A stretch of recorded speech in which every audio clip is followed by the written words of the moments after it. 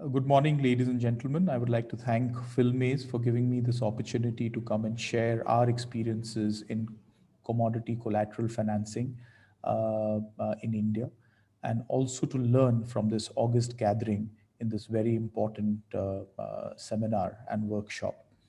Uh, as an organization, ARIA is the largest agri warehousing player in India, and it specializes in working in smaller primary and secondary rural agriculture markets in the country, thereby extending the last mile for post harvest agriculture in the rural hinterlands of India and unfolding opportunities that are otherwise available to larger players in bigger agriculture centers in the country.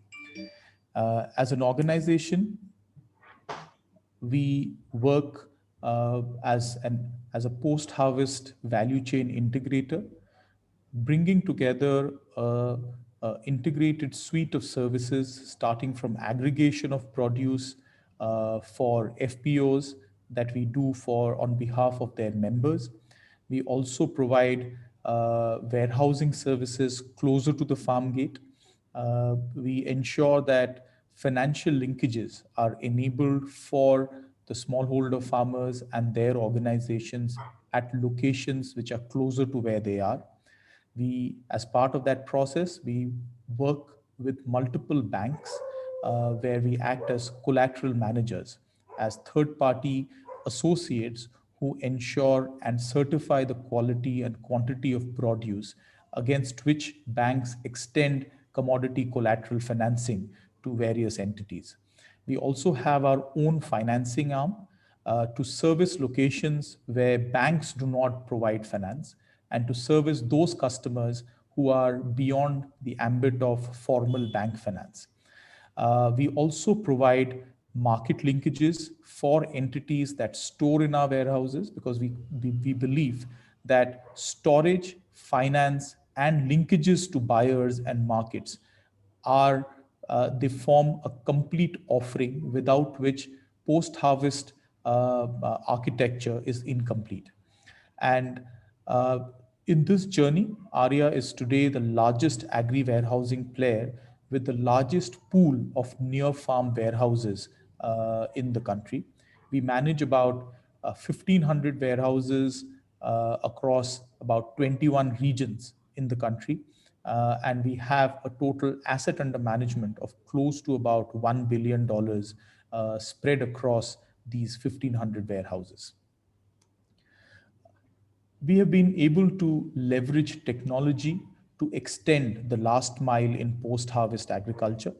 And this has been made possible because of various tech initiatives which have helped us service the small scale and small ticket requirements of smaller entities that operate in the primary and secondary rural markets of India. We use flexible hermetic storage solutions which require negligible capex to address the shortage of warehousing near the farm gate. We have an end to end agri warehousing and post harvest services platform, which enables users to identify warehouses closer to where they are. It describes each and every warehouse with respect to the physical parameters and the various facilities that are available in a particular warehouse. It also bundles services of finance, insurance, logistics, and market linkages on one digital platform. Today, we are the only digital warehousing platform in the country. We have about 3,000 warehouses with a total capacity of close to about 7 million tons that is listed on our platform. We use artificial intelligence to assess the quality of the produce. As I said, when you service smaller customers and smaller locations with much smaller lot sizes and ticket sizes, we need to be efficient and cannot be working only on a physical infrastructure. So we use artificial intelligence to assess the quality of the produce against which we issue warehouse receipts and also enable finance. We operate an assisted fintech platform, which is completely automated, where commodity collateralized loans are sanctioned in less than 5 minutes to customers on the basis of an automated credit decisioning engine, which is inbuilt into the fintech platform. And with a good combination of agri-tech and fintech models, we have been able to scale up quite drastically to become the largest agri warehousing player in the country today. I would be talking about commodity collateral financing as a tool for irreversible smallholder prosperity. This is a challenge that not only India, but all countries across the developing nations face. And we believe that in order to solve for the problems of smallholder farmers in the country, commodity collateralized financing is a very, very effective tool. If you were to look at any traditional commodity value chain, we find that closer to the harvest, the prices are the lowest and there is a glut in the market.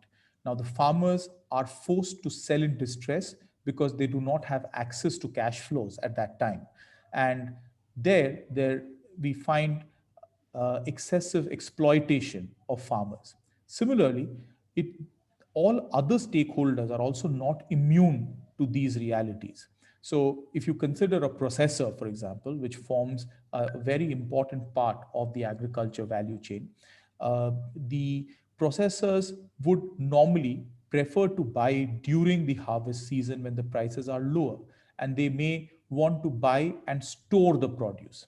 But if effective financing tools are not available, they are forced to either procure only low quantities during the harvest season and purchase commodities at later stages at much higher costs, thereby increasing inefficiencies. Thus, it is extremely important to find a solution which helps farmers to store when the prices are low so that they don't sell at distress values and sell the produce when the prices actually move up and generate maximum returns. Similarly, for processors, they should be in a position to procure commodities when the prices are low, store and use it throughout the processing season or throughout the rest of the year. And one of the core solutions which enables and addresses these issues for farmers, for traders, for processors, and all stakeholders involved in post harvest agriculture is collateralized commodity financing. The farmer can store the produce and avail of finance to meet the cash flow requirements without getting into a debt trap and avoiding distress sale. A trader can store at the time of harvest and sell it at a later time when the prices appreciate. Similarly, a processor could procure more raw material closer to harvest and use it throughout the rest of the year. And this product also provides and offers a great amount of comfort to the lending institution, a bank, a non banking financial organization, whichever entity extends finance against commodity as a collateral is actually shifting credit risk to commodity risk, which is much more defined. And liquidation of commodities is much simpler as compared to any other risk mitigation mechanism. And it is from this background that we say that collateralized commodity financing is a very, very effective tool. Now, if you were to look at the Philippines market, uh, we've just taken two commodities where we feel there is a significant possibility of rolling out collateralized commodity financing. Uh, be it rice or corn. If you look at from the period of around September to November, December, and in case of rice, maybe up to January, the prices are at the low because these are the main harvesting seasons for the crop. And if you see the prices of corn around August and September to the prices of corn in the month of February or March, there is a clear upside of about 12 to 13% in a matter of 4 to 5 months. which means an annualized increase of about 25% or more. Similarly, if you were to look at rice as a commodity, the prices during the peak harvest season, which is towards October, November, and December, and the, the prices during the off season, which is around June, July, we find a similar temporal arbitrage which exists. And hence, if there is a product, if there is a mechanism to help farmers and other entities to store the produce closer to harvest, that could enable an increase of about 25% on an annualized basis. So this particular product is as a very, very effective tool which can be used to alleviate the concerns of small farmers and their organizations. In India, we disburse more than about 9 to 10 billion dollars every year against commodities. And this is a product which can address the needs of farmers who have nothing else but their own produce to offer as security to lenders. In India, the operating model operates between a lender, which is a bank, and a borrower, which could be a farmer organization, or a processor, with the comfort of a third party agency, which is called the Collateral Management Agency.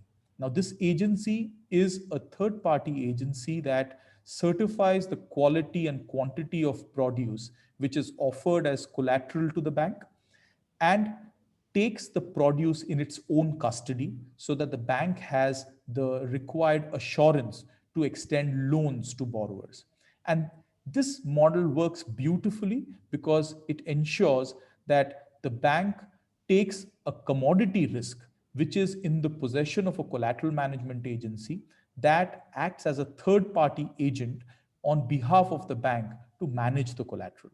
And these loans being absolutely secured and fully secured ensures that the interest rates that are offered to borrowers are much cheaper than any other form of finance.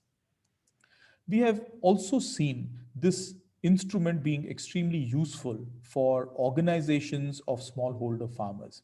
Now, in this illustration that we show, farmer organizations could procure the produce of their farmer members, store it in a warehouse closer to where they are, and the farmer organization could avail of a loan against the produce.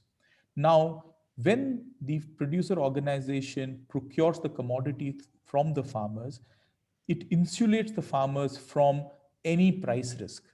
And subsequently, when the producer organization actually goes ahead and sells the produce to a commodity buyer, to a corporate, to a processor, the price rise comes to the producer organization as profit, which can then be distributed amongst its members as dividend. And this is a very, very effective mechanism to manage the risks for smallholder farmers while ensuring that their cash flows are maintained and the upside on the commodity value is available to them on a real time basis. Now, having said that, we believe that collateralized commodity financing is a tool which can transform agriculture value chains to the benefit of smallholders, their organizations, and other smaller players in the ecosystem. The product ensures that there is development of a robust storage infrastructure in the ecosystem. It ensures that the post-harvest losses, which I'm told currently in Philippines is in excess of about 15%, is controlled to a very large extent. It also helps prevent distress sales and losses for farmers by leveraging on the temporal price arbitrage which is available in the commodities. And we've seen that for corn and for rice, so far as Philippines is concerned. And similarly, it also builds a robust and a secure mechanism to ensure access to finance for smaller entities who are otherwise excluded from financial inclusion. And with this, I would like to stop my presentation and I would be open to questions.